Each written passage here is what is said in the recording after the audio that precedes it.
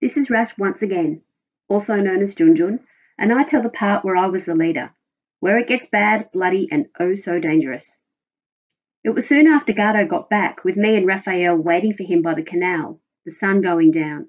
He got back and the police came in. Almost before we had time to talk, we heard the siren, and oh my God, it was a river of blue.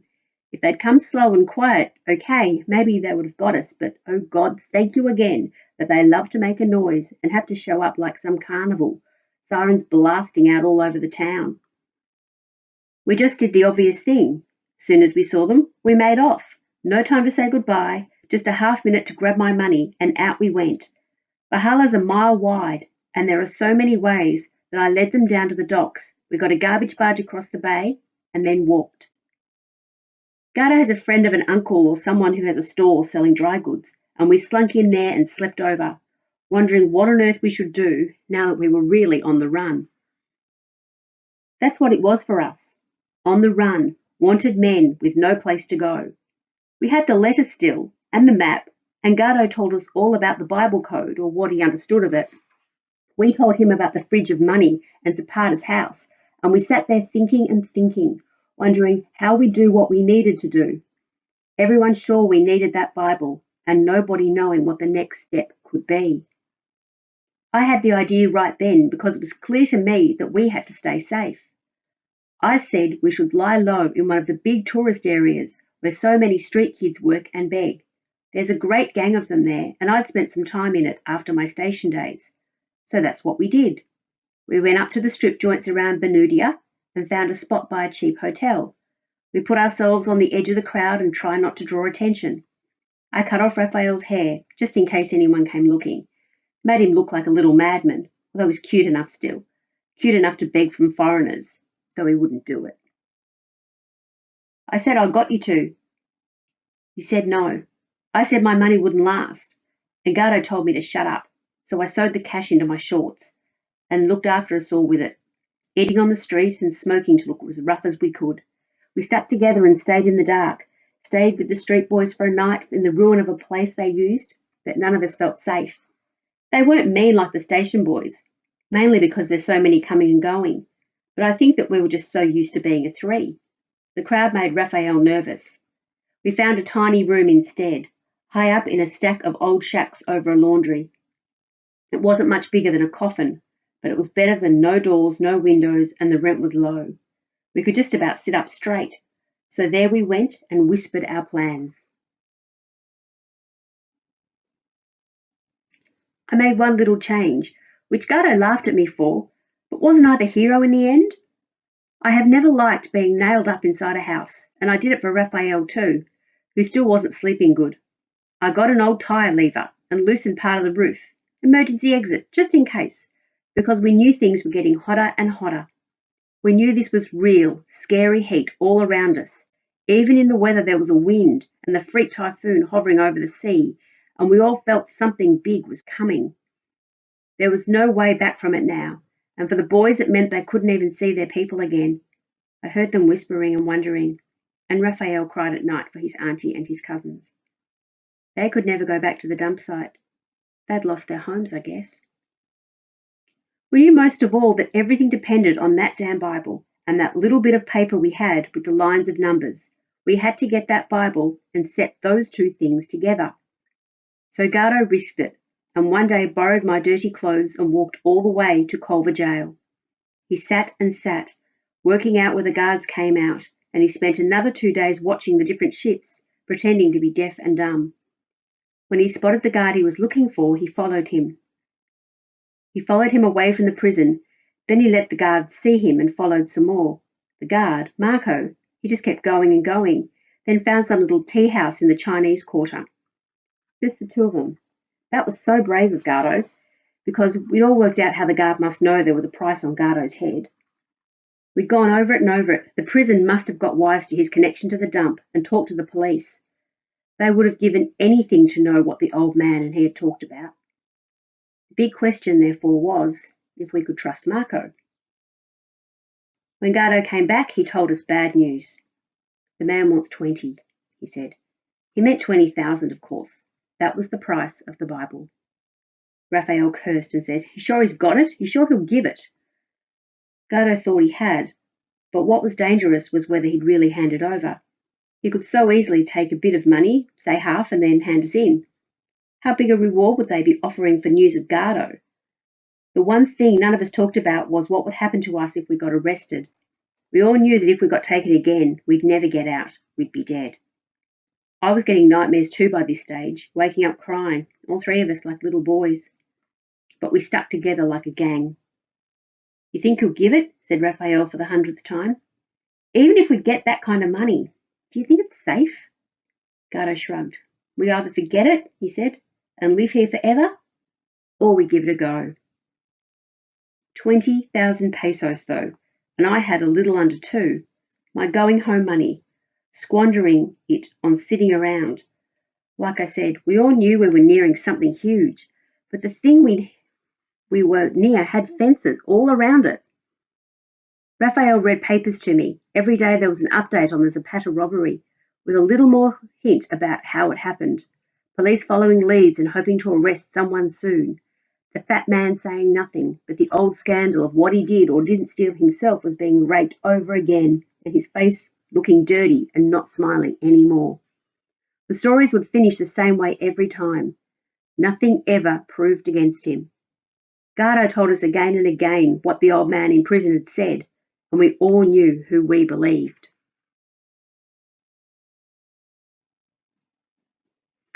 I wanted that fat pig's money so bad I was aching, and all I could think about was fridges and that brave houseboy on a truck stopping at a graveyard.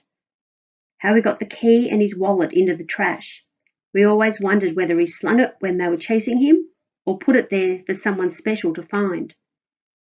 We talked about it, though, but never found an answer. I think it must have been some last-minute desperate thing, and then they must have beaten it out of him at the police station just before they killed him. If I get to heaven, it's the first thing I'm going to ask him. I have no doubt he's there. None.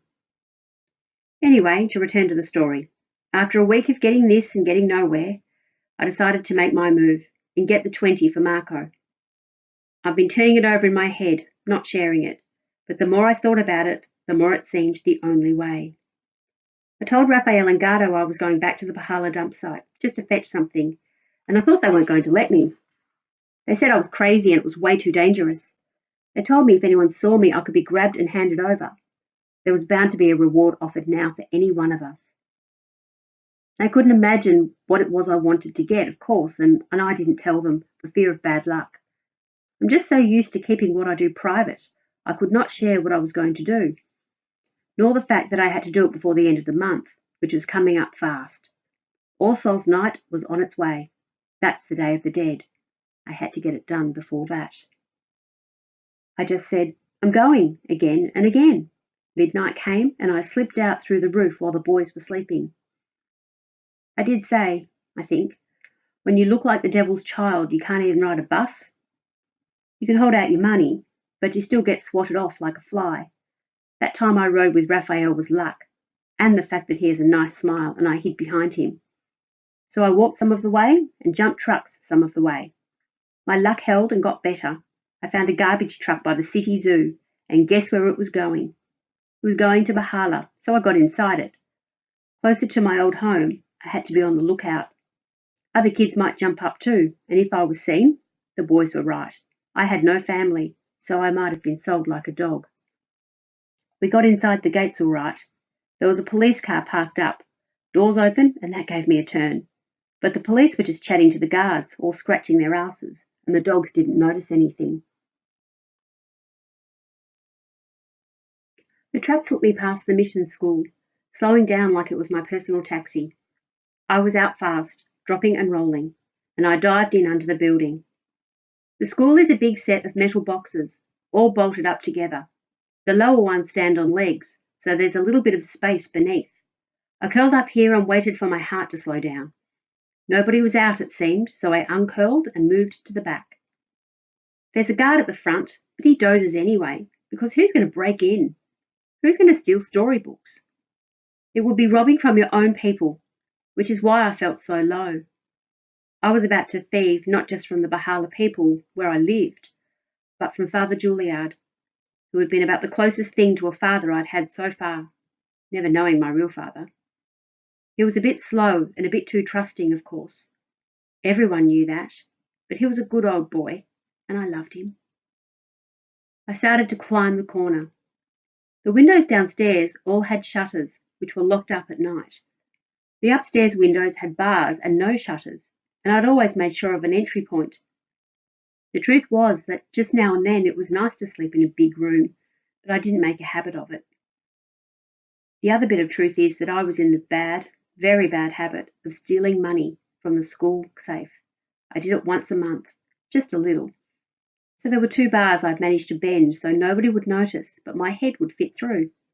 I was through now like a shadow, and down on the old man's bit of carpet.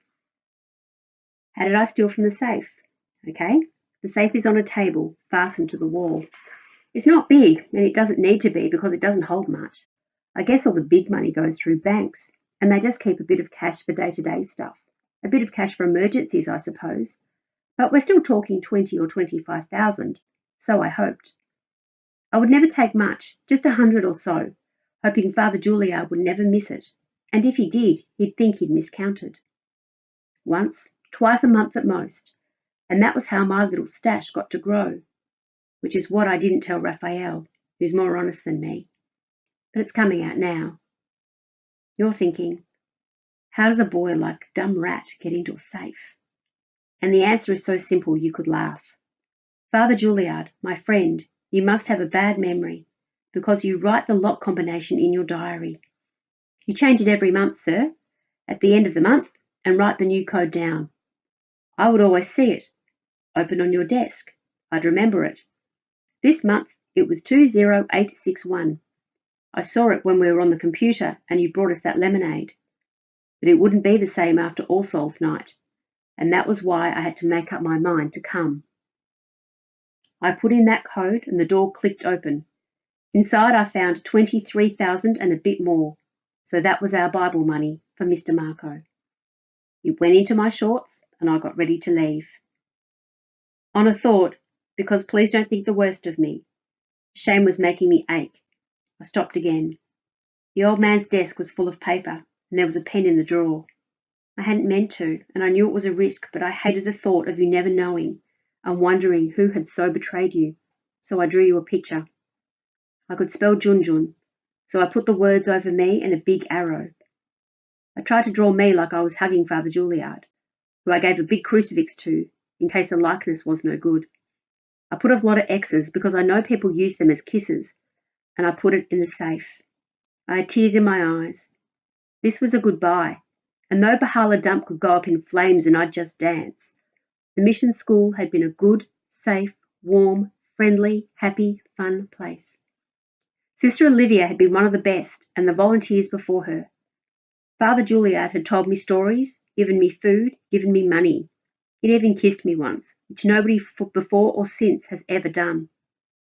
And when I thought of this, climbing down the wall was hard, but I thought about Raphael and Gardo and what we had to do. I thought about Jose and Jellicoe too, smashed apart by police, and I carried on. I waited for a garbage truck to come by. I waited for it to slow. I was up in the back and inside, and we sailed out the gates onto the street. I reached our little house well before dawn and slunk in next to the boys so they didn't hear me. One of the nice things about Raphael is, because he slept with his little cousins, I guess, he's in the habit of sleeping up close. I crawled in under the blanket and at once felt an arm go round me, holding me tight, and I felt less like a mean, sly, traitorous, ungrateful thief. And he had no nightmares that night. He slept easy till sunrise, breathing soft, right on my neck.